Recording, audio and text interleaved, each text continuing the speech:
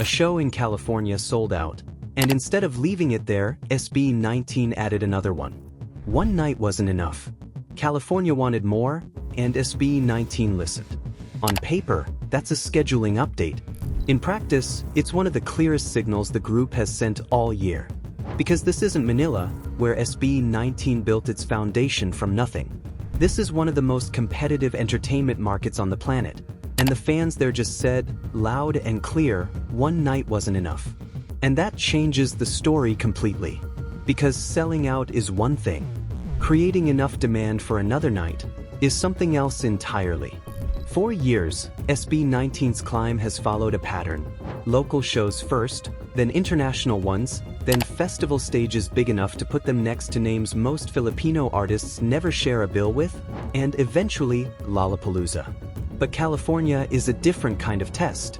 The United States is one of the biggest tests for any international act trying to build a lasting presence. So when a second date got added, it wasn't just about giving more people a seat.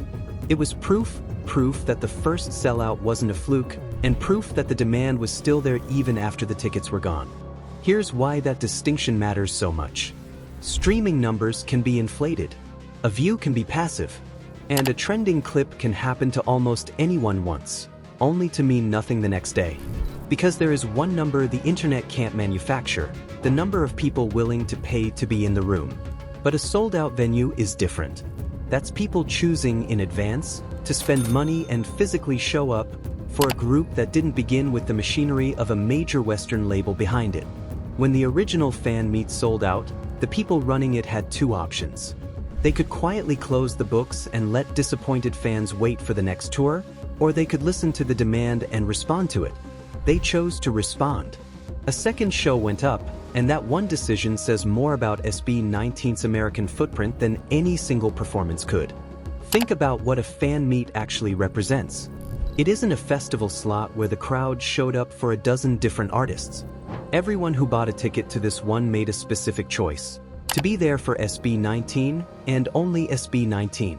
That's the difference between an audience and a fan base. An audience watches, a fan base moves. Lollapalooza gave SB19 visibility. It put them on a stage next to some of the biggest names in music, and proved they belonged there. But a festival crowd disperses the second the set ends. A sold-out fan meet doesn't work that way. It's concentrated, it's personal, and when a second date has to be added, it stops looking like a one-night moment and starts looking like a pattern. And patterns are what the industry pays attention to. There's a psychological piece to this, too. Fandom feeds on visible proof that support actually changes outcomes. Every stream, every ticket bought, every flight booked just to be in the same room, all of it becomes part of a loop. Fans show up. The group responds. And that response pulls in even more fans the next time. California added a second date because people showed up for the first one. That's the loop, working exactly the way it's supposed to. Now, here's something worth sitting with. California has one of the largest Filipino-American communities in the country. That might sound like it guarantees a sellout, but it doesn't. Being Filipino doesn't automatically make someone an SB19 fan, any more than being from a place makes someone a fan of everything that comes out of it. People still have to choose to leave their house, spend real money, and be in that room. SB19 still had to earn it. Heritage can open a door, but it can't fill every seat. The fans still have to choose you, which is exactly why the sellout means something. It's proof that a cultural connection turned into actual demand, measured in tickets, not just sentiment. So what happens after this?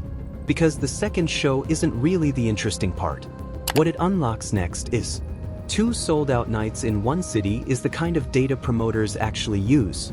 They watch how fast tickets move, how far fans are willing to travel, and whether demand holds up across different markets. And that data is what helps decide whether the next stop is a bigger venue, a new city, or eventually, a full-scale tour. None of that happens overnight. And it was never going to.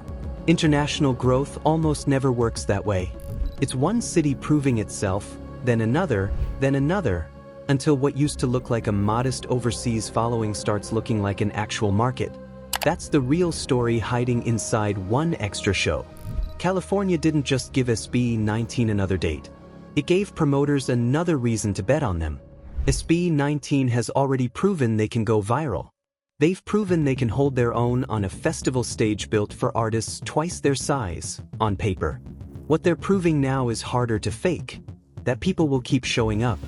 Anyone can have one big moment. Loyalty is different.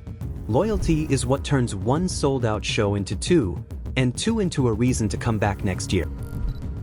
Remembering where this all started, SB19 didn't come up through a major Western label with a marketing budget built for a night like this. They built it the slow way, years of training, developing an identity, and holding on to a connection with Otten through stretches most audiences never even saw. Now, on the other side of the world from where they began, fans are asking for a second night, just to be in the same room as them. There's a wider ripple to this too. Every time a Filipino act proves it can sell out a room in the United States, it gets a little easier for the next one. Promoters take the genre more seriously. Media outlets pay closer attention. And audiences who'd never even heard the term P-pop start to discover what it is. That's how a movement crosses borders. Not in one enormous leap, but in a string of smaller wins that keep stacking on top of each other. This might be one of those wins. A sold-out night. A second one added because the first wasn't enough. And a group that keeps treating every success like a step, never a finish line. That's not just momentum. That's demand you can measure. Because the pattern with SB19 has always been the same. One stage leads to the next. One audience becomes a bigger one. And one packed room in California just turned into two. So the headline isn't really that SB19 added a show. The headline is that they had to. Because when the first night sells out, you celebrate. When the second night gets added because fans demanded more, you start asking a much bigger question. And if this is what one city looks like, the real question is how many more are about to find out. If you enjoyed this SB19 story, subscribe and stay with us as SB19 takes the next step in their global journey.